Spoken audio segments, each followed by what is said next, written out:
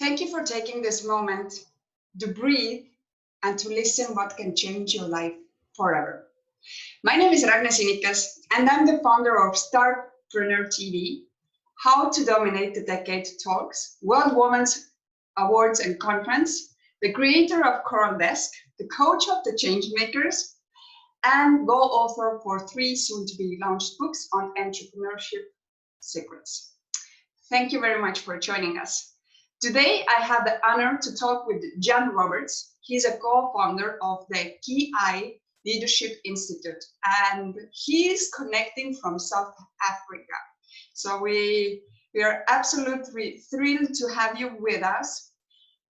Jan, tell us a little more about your background, who you are, your history. Why are you born in South Africa? Why are you in South Africa?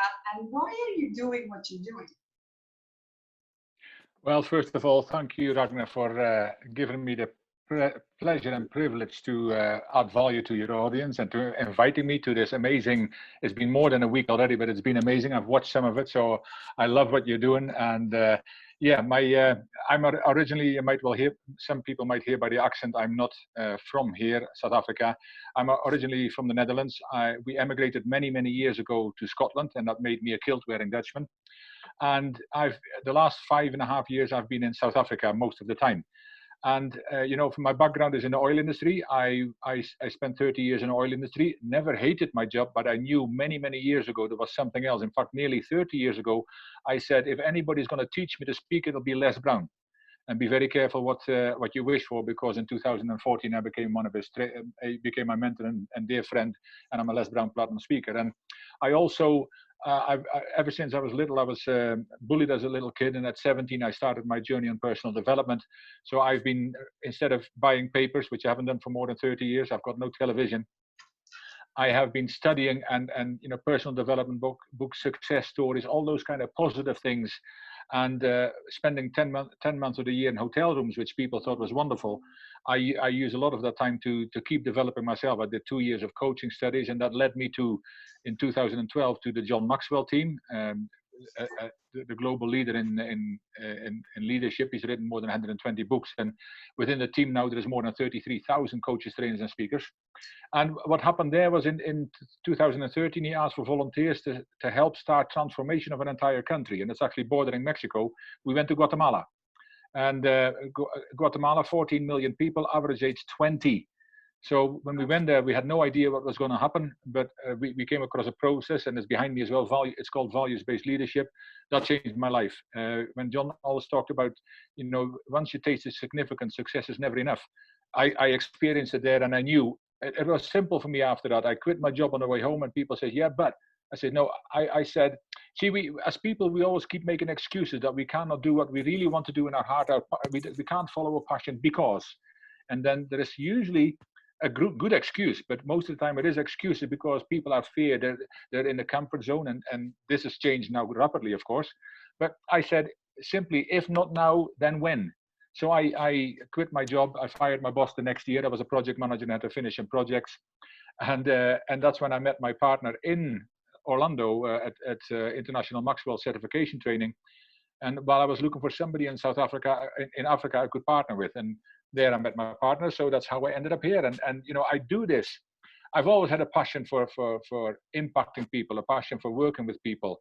And for me, it was people. I was an expert at my work, one of the few in the world, and that people thought I was crazy. I said, well, they never understood. I say, finally, I'm going to do something that speaks to me in here, and I need to do this. I mean, I feel that the years before that were preparation time. Would I have been ready 20 years before that? Probably not. But when I did, there was no question. And I love doing this kind of thing. And that's why I thank you for inviting me, and hopefully add value to your audience and people around the world. And it's just, I live my passion. Wow, you inspire us so much. I always love the stories when basically people from Netherlands ending up in South Africa doing the work which basically fuels their soul, and as you say, the leadership starts within, no?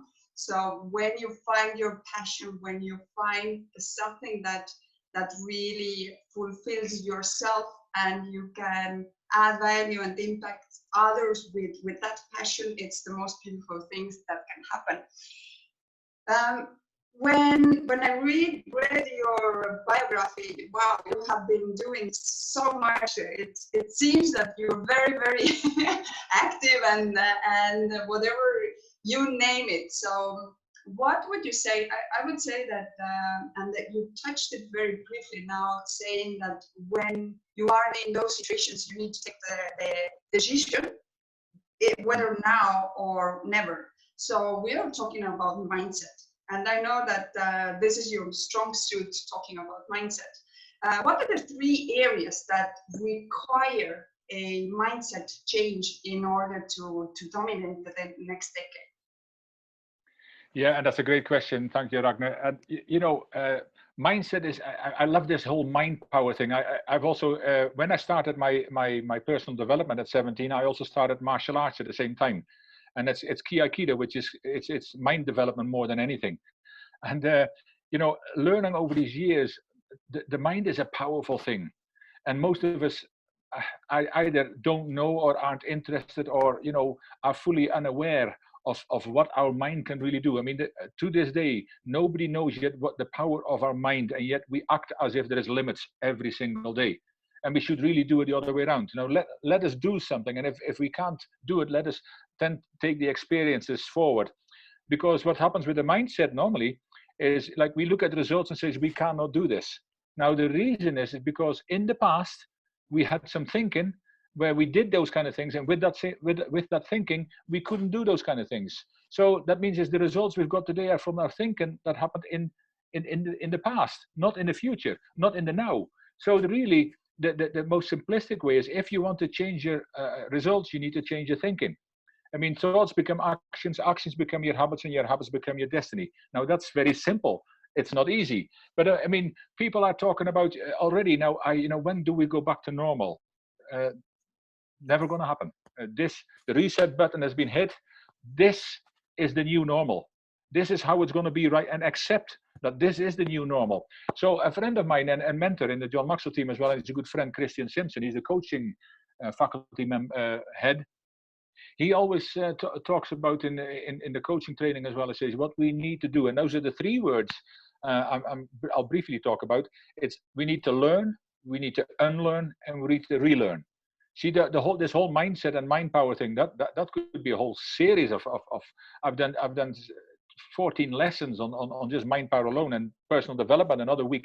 But I mean, these are some very simple things. And when you're looking at learning at the moment, that is, we need to learn continuous growth versus progress, especially in these times, because we're talking about these times and how are we going to go forward and make sure that, we're coming out of this. One of my big questions is for everybody, do you want to go through this, or do you want to grow through this? And if you're going to go through this, you've wasted the best opportunities of your life right now by being negative, by sitting on the sofa. Now, I don't say you can't sit on the sofa and watch Netflix. I say, there is a time that you need to relax and maybe reflect. But there is times that you really now get a chance to do the things you could never do before. I read a meme which said, if you're not finishing projects that you had to do, if you're not taking on a side hustle just now, or not learning something new just now, you're not lacking time, you're just lacking discipline. And that might be harsh for some people, but this is exactly what it is. And when you look back, you probably always lacked that. Now you're here, you can go forward, and hopefully they can change. But we need to see opportunity as well. In this learning process, there is opportunity. Don't look at disaster. And when we're talking about leadership as well, which is another great passion of mine, and I've done I do masterminds on leading in crisis and how to grow your leadership during challenging times at this moment, and master classes as well. And then I speak a lot about that leaders, they see solutions, not problems. Because if you see solutions, you actually become more creative.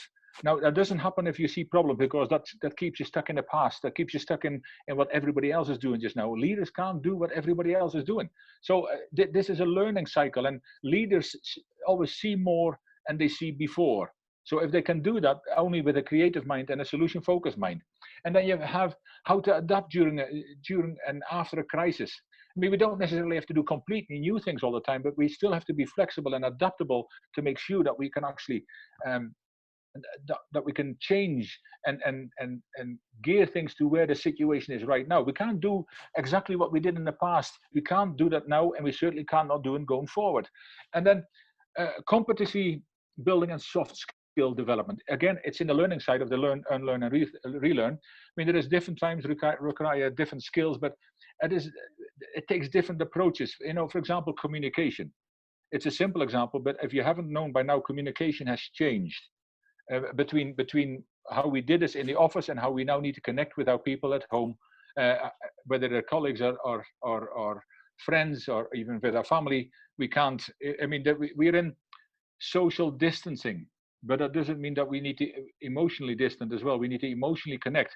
And I said, I had a quote which I thought of a while ago, and it says, you know, we might be in isolation, but we don't need to be isolated. So some of the things we need to unlearn is where we basically managing offline versus leading online. You know, it's such a big difference, the physical management versus the remote leadership now, because managing in distance is very challenging. But now leadership roles really come out, because how can I lead my people? And I will talk a little bit about it later, but how can I lead people in the way that they need to be led, where as a leader you become visible? And people sometimes say leadership, oh, that's for them. No, there is two things about leadership. I want to say, one of them is we're all leaders. And leadership is not a title or a position, it's a behavior. And we can all lead in our families, in the communities, in our cities, in our countries, globally, if you like. But the level is not important. And also, the biggest and important area of leadership is self-leadership. You know, we've all heard the saying, be the change you want to see in the world.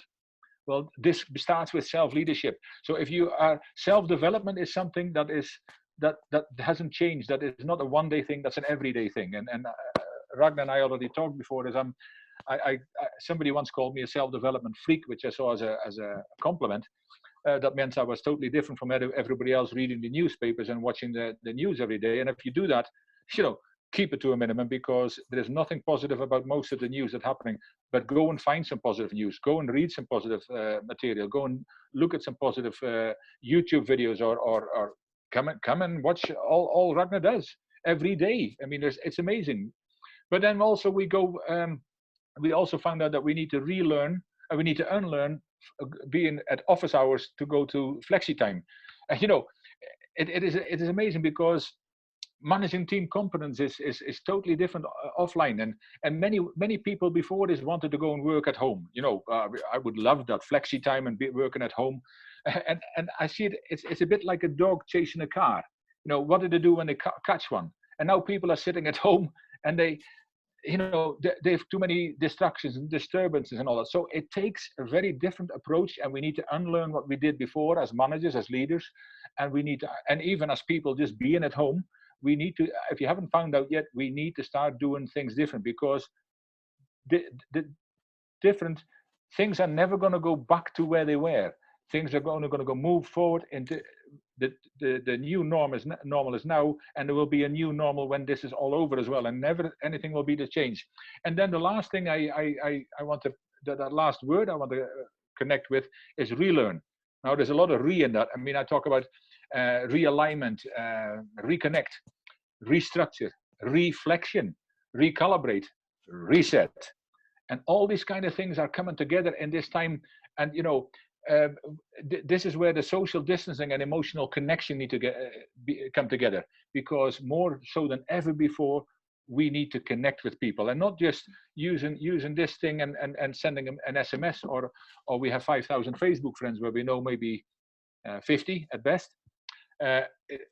No real connection. We can use, like we're using now, Zoom, Skype, WhatsApp. There are so many ways, and if possible at all, use the camera as well, because it's easier to connect with people. That's why when we do conferences, I did a webinar last week where it was a slideshow, and yes, it's good, but I like this much better, that I can't see you, but I know people, you are there, and it's much better to connect. But the other thing is, it's now people and planet versus profit.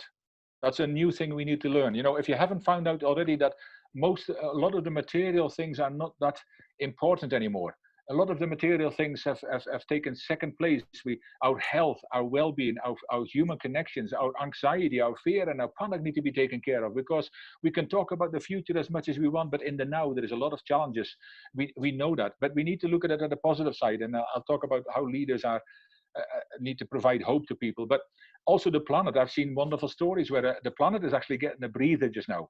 You know, all this climate, the climate change and the climate people. You see dolphins back near coast. You see fish swimming in water again. You see some cities you can see the other side of the city because it's no smog and no smoke.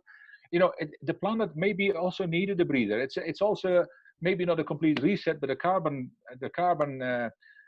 footprint is a lot smaller now than it was before. So there is also, in that relearning, we also need to look at the positive. You know, we're here now. What can we do to grow through this? What can we do to make a difference in our lives? So by the time we come out of it, because there is one thing for sure, we can hope that tomorrow will get better. We can wish as much, and you know, let's first hope that we are alive tomorrow. We're only guaranteed today, and that's why today matters. But the only guarantee that we have that tomorrow will be better is if we do something today to improve ourselves. That's the only guarantee we've got. The person looking in the mirror every morning. And you know, that's the three little words I wanted to touch on, which are very important in this time, even more so than ever before. Beautiful. I really I love the reset. Obviously, I think a lot of people have been thinking about it, but there's the fears and everything what's going on. I think a lot of people also lack self-belief and it's so easy to become a victim of those circumstances which are surrounding us today. So the other part which I really like, I hope that people paid attention, is that what the leadership really means, and that's not always related to position and related to your career or business in a sense, no? So I hope that people picked up on that as well, and that's why I want to emphasize those things. And you touched that habits, and I see that there's so much, we're addicted to distractions. So and I think that the only good way to sort of really fight the addictions is habits. And those habits I see also as the greatest part for us to really be able to, motivation keeps us, or puts us on the road now, and our habits and persistence keeps us going. So what do you see? What is how do we create a balance between the human connection and the fourth industrial revolution, which is moving forward in this decade? Yeah, another great question. And you know, I said many years ago, when I saw the electronics, first of all, when they first mentioned the word social distancing, I thought this happened many years ago when people started getting electronics in their hands, that we socially distance ourselves from everybody else. And we you know, I saw kids standing beside each other, SMSing each other rather than connecting with each other. So I think that's been something that happened a long time ago. But I also said that as the fourth industrial and the digital era came into play, there was a big danger that, you know, we were actually getting too distant from each other, and we were more connected to instruments than to people.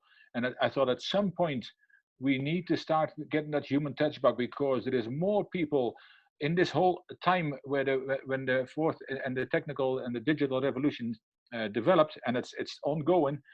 More and more people became lonely because there was no connection with people anymore. They were busy doing their own stuff, and you know, I mean, this was just a message at best.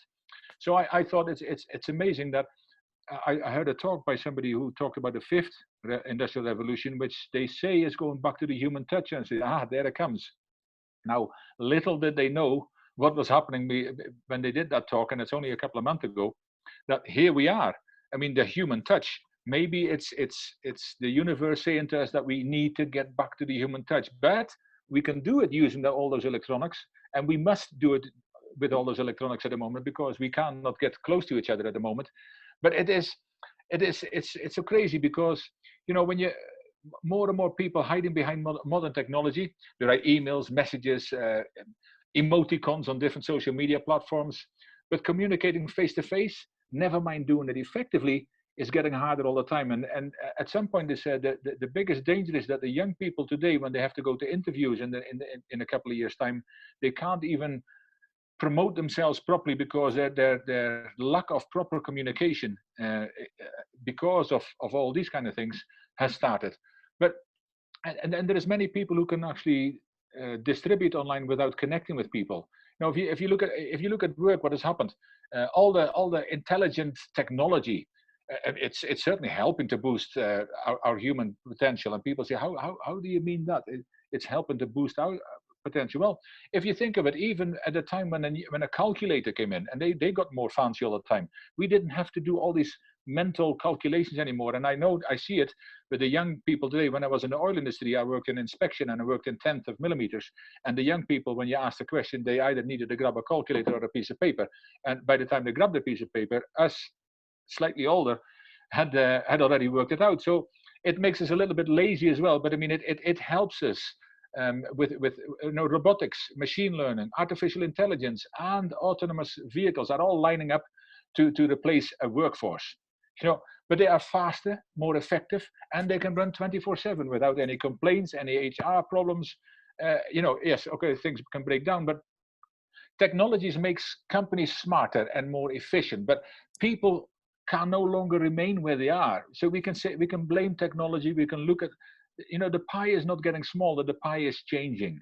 I mean, I remember my parents in the 70s and my grandparents before that, they had a music shop in the Netherlands. And these were records, these black things look like frisbees. They're coming back, actually. And then they had CDs, and then they had cassettes, 8-tracks, cassettes, CDs, MP3s, MP4s. And so that MP3 and MP4 and CDs in the 70s, that wasn't even there. So there's so much new things that have been built and thought of. But people need upskilling and become more aware of the trends and the skills needed. And if you look in a strange way, this is stopping us from leading a robotic life, because if you look at the life most people lead, it's that hamster wheel. You go to work 40 hours a week every day. You go to work, you come home, you sit at the sofa, you go to sleep, you go to work, and then you hope on the Monday morning that 5 days is the break between weekends. That we're looking already forward to the weekend again. So this reset button even helps with how we are working from home and how we're learning from home. I also think there is an amazing opportunity, because the education system globally was totally out of date, preparing us for something that worked 50, 100 years ago. And there would have been no chance of this education system changing anytime soon.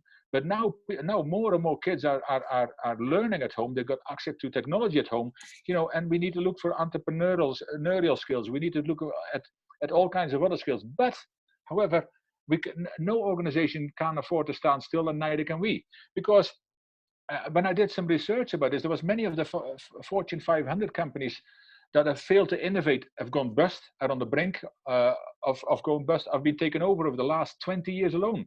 I mean, famous names like Kodak. And even Kodak, I found out they had an engineer in 1975 who already developed the first digital camera. But because they had no film, his bosses told him, forget about it, don't even mention it to anybody. And they swept it under the carpet. What a mistake that has been. And you look about Xerox, who invented the first PC, never computer sellers. Nokia, Blockbuster, and many large stores, department stores like JCPenney and all that, where their online business is hanging together and keeping them going. So the biggest challenge is how to up-level humans and be part of the ever-evolving situation. Now, LinkedIn did a survey not so long ago, and I actually, on the strength of that, I wrote an article, Does Your Organization Hire for Skill or Character? And they interviewed nearly 7,000 people in 18 different countries about what are the important skills, and these were C-level and above people. What are the important skills that we need in the future? And you would have thought, okay, all these fancy technical skills, and no, it wasn't cloud computing. It wasn't programming, and those things hit about 8 or 10%. But it was, the first skill was leadership, the second skill was creativity, and the third skill was communication. Now, all soft skills, because they said we can change. Ever changing technology. We need to keep training people, but those are the skills that we need constantly. The human touch, the soft skills. Those are so important, and they need to. Humans need to get involved more and to do meaningful works, while the robots can take over those mundane jobs. It makes life a little bit more meaningful for the humans as well, even though we might be protesting because we've done the last job for 10 years or 20 years. And no, we need to evolve as well. And if we want to keep that human touch real, then now we're looking at emotional intelligence, social intelligence, visionary intelligence, and actually those skills need an HR person to actually assess, because a computer can't to this day cannot do it. So working from home requires a different way of connecting with people as well. You don't no longer have a person looking over your shoulder, nobody checking up to you, nobody telling you what you should do or to encourage you, but it requires touch points. That human touch. At this time more than ever, we need touch points where people can come together during the week in communities or in their organization, that they still have some touch points where they connect with each other, because people are getting frustrated and lonely. So human touch and digital, if you don't believe it by now, after what I've just gone through, the human touch and the digital era, they go hand in hand. And if they don't do, companies might look for faster and quicker profits with machines, but humans, the biggest asset of many companies are still humans, and we need to keep investing in humans and provide them the skills they need. Not only the skills they need, but when we invest in our people, it's investing in our future, and it shows that people matter, that you care about them. And Les Brown one time said, in times of crisis, and people, this isn't new. If you look in the last 20 years, we've had, at the year 2000, everybody thought the computer would never work again. Then we had 9/11. Then we had the crisis in 2008. We've had all kinds of viruses, the SARS virus and all that kind of stuff. So we've had many crises before, but if we need to show our people that we care, and by shrinking, and the first thing that goes, we don't have to invest in our people anymore. You don't shrink into significance. You need to grow into significance, and that's why you need to grow through this process, and it takes people. Yes, I agree totally, and I think the way that even the businesses today see the future and the change that they need to go through, and I hope that most of the businesses have taken this time to really evaluate all their back office, how efficient it is, and what can be changed there. Obviously, I see a lot of trends which working from remotely will be changed for some companies, and that will be the new reality or the new normal for a lot of companies. But let's talk about another trend, which is the purposeful profit, and it's very much related to legacy and what we leave behind. So how can leaders grow leaders to dominate the way that they will be obviously remembered and have their blueprint in after the days that we are surviving now? I think there's a new generation, as we also see a lot of things which are happening. So many CEOs backing down, in a sense that they're just out of ideas. They are out of the new or old norm doesn't work anymore. So I think it's a great opportunity for the new generation leaders to step up into their power and really show the new way, out of the box, disruptive way how to take this generation forward. So what would you say that those leaders that are doing it, what should they how can they dominate the decade? Wow. Yeah, I mean, again, a wonderful question, Ragne. Thank you. And a great summarization of what was just said. And doing leadership, providing leadership solutions, doing leadership training. As I said, in this time we've done a lot of masterminds, and we keep doing those kind of things, and master classes on leading through crisis, because this is by far the best time to grow leaders. See, you said leaders want to be remembered. Yeah, some of them don't want to be remembered, I think, because what happens in a time of crisis, leadership wasn't that good before the crisis. I mean, there was leadership around the world was failing largely because a lack of values, and that means a lack of character. And this again, it's another reset button, because in a time of crisis, first and foremost, leaders don't all of a sudden grow or appear out of a lucky bag. At the time of crisis, leaders actually stand up and step up and become visible, and their character reveals them. It doesn't build them; it reveals them. Because when we look back in the Second World War, and Churchill was a great example. Despite whatever happened, he made some great speeches. The simple one was never, never, never give up, but it was afterwards. But there is leaders who stand up, and that doesn't necessarily mean leaders at the global level. That might be leaders in your family, your community, your company, and indeed your country. But you will see some of them disappear, but you will see some of them appearing out of nowhere. And they've worked on their self-development. They've worked through this a long time. And the great thing about leading at this time is people need leadership more than ever before. And good leaders, because there is all kinds of leadership, but they need good leaders. People need it, and leaders love it, because this is the one time that they can come to the fore and do what they were meant to do what their passion says, to help people and to make people better and to walk with people. But there is leadership really is all about, John Maxwell says leadership is influence, nothing more, nothing less. But what it means is influence with people, not over people. That's a boss. And there's been a lot said about it. And how do you do that? Very simply, first of all, how you build leaders, how you build your leadership is, and that can be at any level, is first of all, you need to build relationships. How do you build relationships? You need to ask great questions, open questions. So you have conversations. How do you ask great questions? Listen well. See, everything comes down in the world to how we listen to other people. Most people think they listen well, and it's one of the values we teach about as well. There's some on there, but listening is one of the most important skills, and it's a skill, so we can all learn to get better at it, because most of us hear.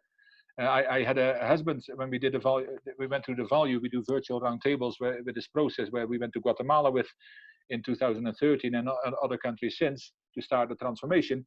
And first of all, the slogan for this whole thing is the values-based leadership, which we renamed Sustainable Personal Development, is transformation begins with me.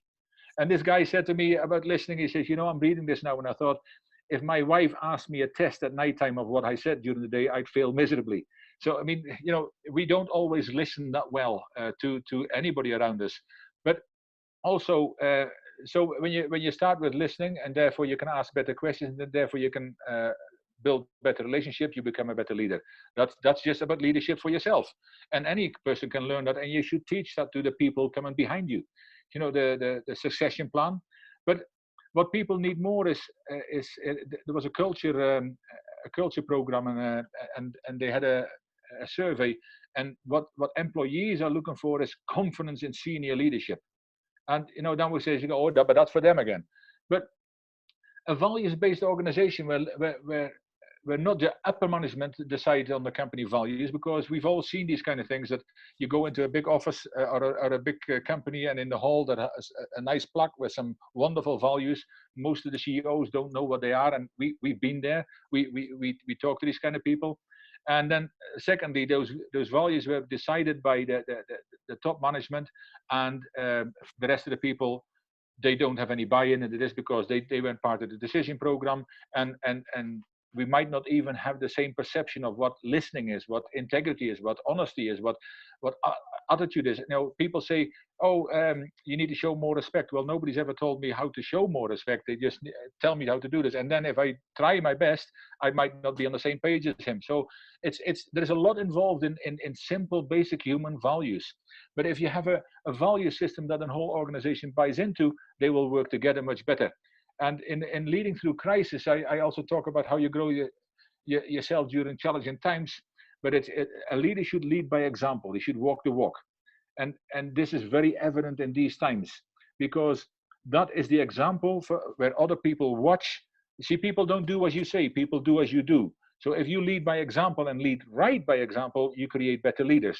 And you know, the best feeling of a leader is a real leader, and some people hold back on that, is a real leader creates leaders that will become better than them. And people had said to me before when I mentioned that, oh, but if that happens, they'll fire me. No, they will keep you. Because if you can create people with humility and ensure that they will get better than you are the one that needs to train these kind of people. So there's three questions people should, and not just leaders, but three questions people should actually consider at the moment. How will this crisis make me better? How will I use this crisis to help other people? And what actions will I take to improve my situation? Now, that's three questions we all need to ask ourselves, and the answers will reveal what our intention is in this time, because it simply comes down to one question. You know, do you want to grow through this crisis, or do you just want to go through this crisis? See, there is two kinds of people in crisis. People say there's three kinds of people, but the ones that don't know what's going on anymore, I don't think there's many of them left. But there is two kinds of people, and one kind asks, how long will this last? And they throw their hands up in the air and they talk to their friends about how bad it all is. And it's, as already said, it's exaggerated because we've had many crises before. The younger people might never have been in a crisis before, and they need guidance and help and support and honest explanations by their family and their parents, and stop them switching on the television every 5 minutes to see how many more people have got the virus. And I mean, I just heard, I hardly ever talk about the virus or the corona. It is what it is. You know, if you haven't accepted it, now accept today for what it is. We are alive, we're healthy, we want to impact other people. But it is a very important question, because if you just want to grow through it, if you just want to go through life, as a leader, you need to want to use this time to grow through this and use it as a stepping stone, so you can come out better on the other side. But also you take other leaders with you and help them to improve as well, because a leader needs to give encouragement. And there is a lot of points I can talk about, and I briefly go through a few points that a leader needs to develop during challenging times. And by developing that, he can also develop that in the people behind them. So put people first. And it's simple. A leader's position is always people first and foremost. If you are not putting people first, then you walk ahead. And again, I think as John Maxwell said one time, if you're leading and nobody's following, you're merely taking a walk.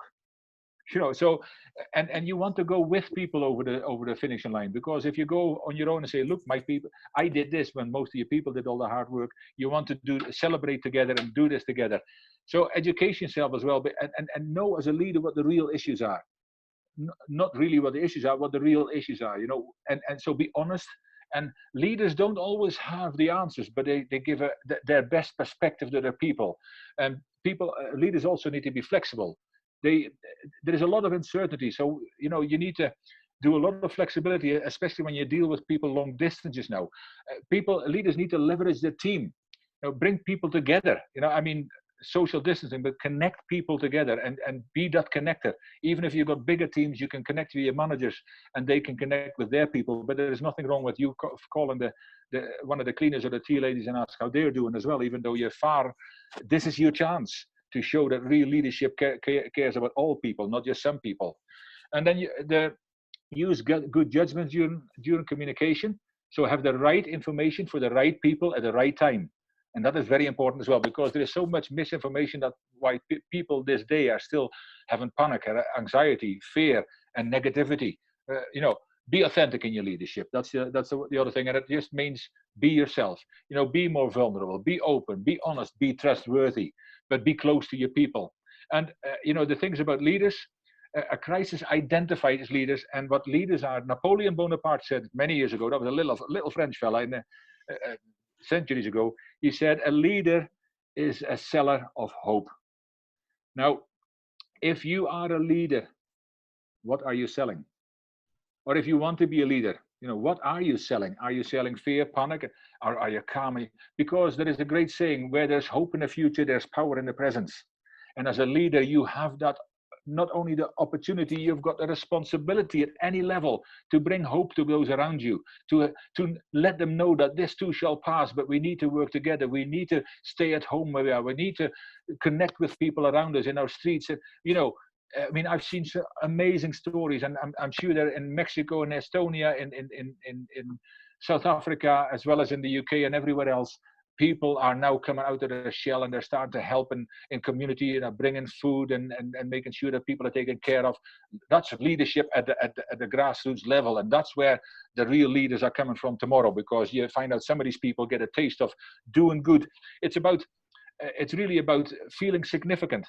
See, once you've tasted success, significance is never enough. And that's why when I quit my job, because I'd felt this when we went to Guatemala, and then seeing the people's eyes, the gratefulness and the difference you can make. Now, again, success is for yourself and significance is for others. So if leaders can build other leaders by adding value to them, and by guiding them, by supporting them, by lifting them up, by taking them along this journey with them and say, this is what we need to do now. Because in the time of crisis, real leadership is standing up, but we can also have the opportunity to build other leaders around us with what we do right now. And so there is, as I say, there's hours worth of just about what leaders can do and how they can stand up. But I mean, then we're still sitting here tomorrow. But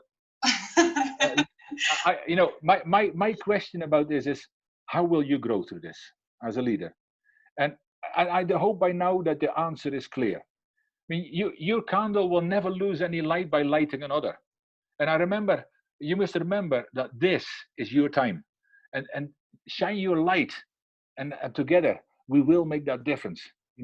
This is your time.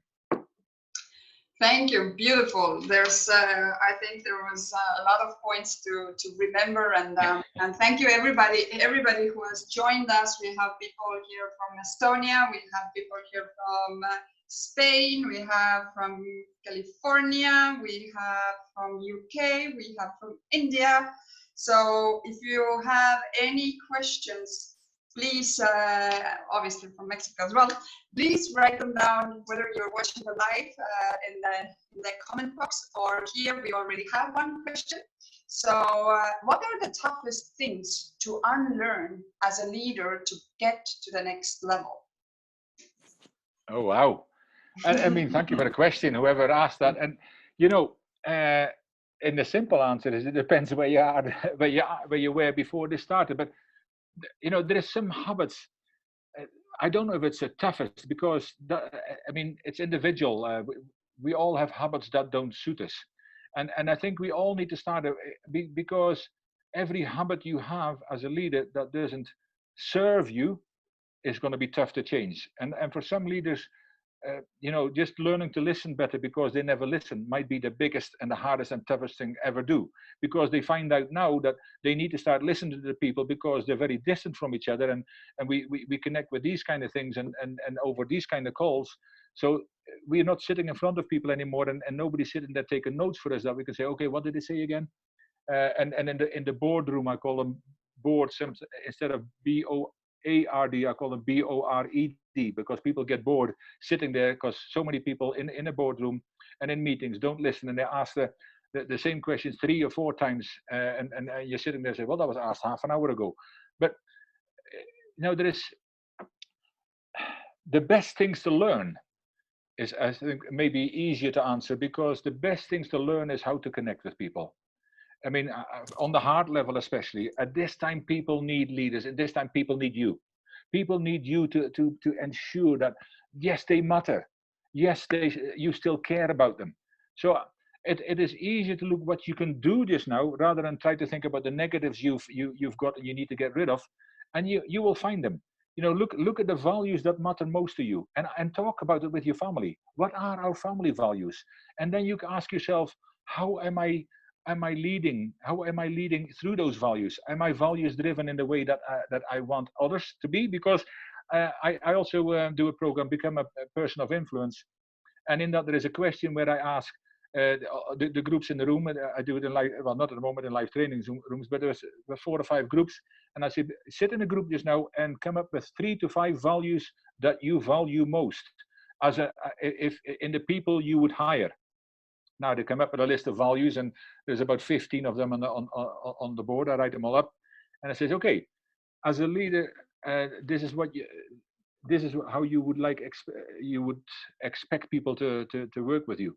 Now my question is, we're all leaders, so you probably thought that your leaders needed to be like that, and your people they hire need to be like that. But if you think about of your new hires and about the people above you, now I'm saying we're all leaders, and all of a sudden you hear some of them going, oh, I said, yeah, oh, how good are these values in your life?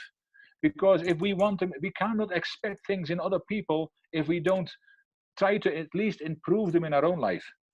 Thoughts become habits, and thoughts become actions, and action become habits, which shape your destiny. So that means that if we are not really good, and we're not perfect at everything, we can work on our strengths. But if there is habits that don't serve us, we need to change them one day at a time. But at the moment, there is a great opportunity. What do people really need? And provide that first and foremost, and you'll see things change inside of you. You can start feeling that significance, and that's where the importance really is, rather than looking at which is the hardest habits. Because I don't know, for me, some habits were hard, and for others, hey, well, that was easy. But what is more important? What is the best habits to get? Connecting with people on a daily basis, and don't only forget that you've got people in your own community, not only in your company, that you need to connect with in your community, in your family. Start connecting with people and start asking questions, start learning about them, listening. Beautiful.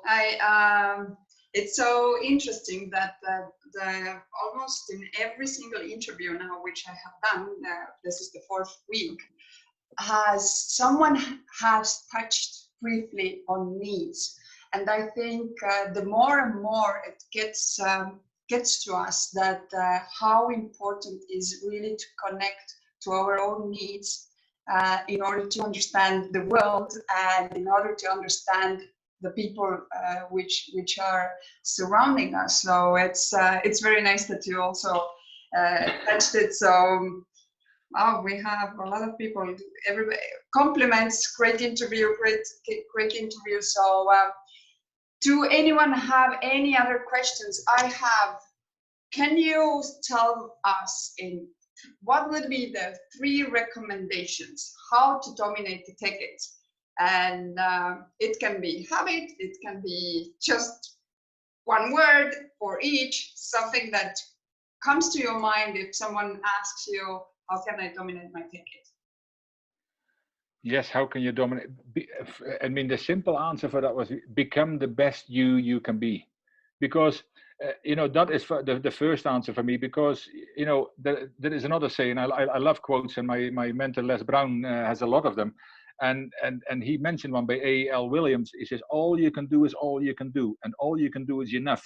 But are you doing all you can do? And I mean, I can personally say I am not, but that quote really made me think. And for people, look how you spend your time. I think to become the best going through this decade, don't waste all your time. I'm not saying you can't sit down and relax, because there is a perfect time for everything, but don't waste your life. See, there is a lot of people, they go through life and at the end of their life they wish, and it's never spend more time in the office. They wish they'd done things. We already talked about it. You need to think about it. If not now, then when? Because we can still keep making excuses. Stop making excuses. Become the best person you can be, and add the most value to every person you can come in touch with. Because when you start adding value to people and start connecting with people on a human level, you become a better leader, and you never know where it's going to take you. I always talk about the butterfly effect there as well. If you've never heard about this, you can research it, but basically in a couple of words, the butterfly effect is where a butterfly flaps its wings, it causes turbulence, and that turbulence causes more turbulence, which eventually on the other side of the world can cause a hurricane. Now, what that means is that you might touch people, you might positively influence other people by adding value to them. It might not even happen in your lifetime, but you might touch an Einstein, you might touch a JF Kennedy, you might touch a Gandhi or a Nelson Mandela. You never know who you touch, but by doing good, you will at least make a big difference in the lives of the people you touch. And I think those are the simplest things for me that I would take home, because there is a lot of change happening. We can't be ready for all of it. Accept today as it is. We are here now. This is the new now. And I say, go forward and use this time, grow through this, and use this time wisely, because you've got the future in your hand. Spread that hope to other people, and make sure that we all get through this together in a more positive way than many people do at the moment. I absolutely, and I think I will start to use that, whether you want to go through this or you want to grow through this. I absolutely love this, and I hope everybody who's watching also wrote it down. So, and keep reminding yourself every morning when you wake up, do I want to grow today, or I just want to go with the flow? So if people now were hearing us and they would like to be in contact with you, because you did touch them, you were the butterfly for them, so how can they get contact you? Oh, thank you. Yes, if they want to get in touch with me, as I say, I'm the founder of Key Leadership Institute, KI. Well, you can type it in afterwards, or it might be on the thing anyway. But they can get in touch with me through our website, Key Leadership Institute. There is also, if you go to the website, there is a free ebook just now with about 7 or 8 different case studies of things that we've done in the last years to develop people and add value to people, and amazing programs. There's also our profile in the back, or you can actually send an email to jan.roberts@keyleadershipinstitute.com.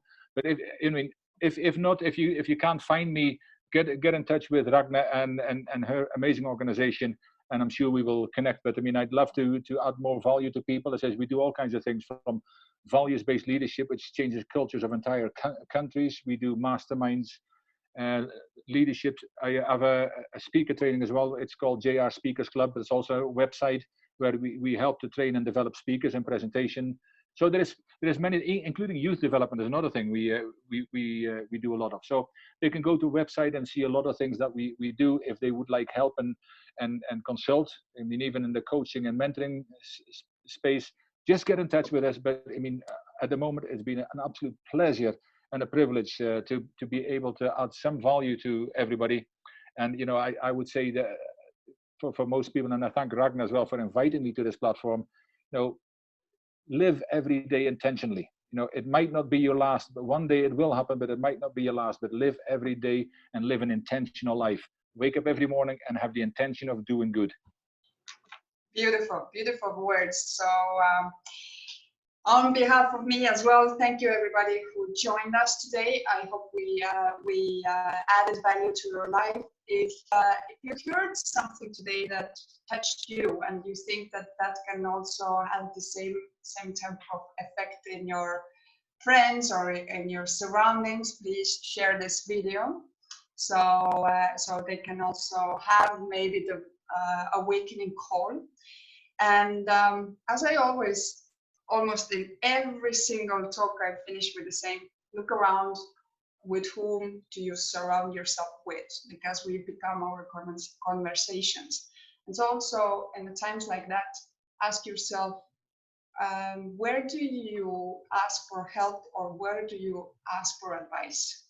So if you need a specific advice on business or business decisions, or something that is very specific, then you can't ask that from people that do not have the experience.